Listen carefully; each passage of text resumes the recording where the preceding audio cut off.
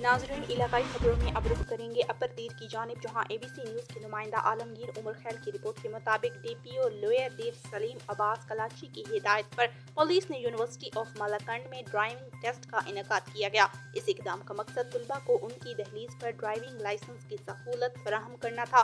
Driving test D S P Adenzai circle Fakhar Alam Khan اور incharge خدمت مرکز عصمت شعیب کی نگرانی میں منعقد کیا گیا، جس میں درجنوں طلباء نے حصہ لیا۔ اس موقع پر ٹریفک انچارج شاد محمد خان بھی اپنی ٹیم کے ہمراہ موجود تھے، جبکہ وائس چانسلر مالاکنڈ یونیورسٹی نے بھی ڈرائیونگ لائسنس یونٹ کی ٹیم سے ملاقات کی اور ڈرائیونگ ٹیسٹ کا جائزہ لیا۔ ڈی ایس پی نے vice chancellor university of Malakand کو ڈرائیونگ لائسنس کے حصول کے طریقہ کار اور ای ٹیسٹ کے متعلق تفصیلی بریفنگ دی۔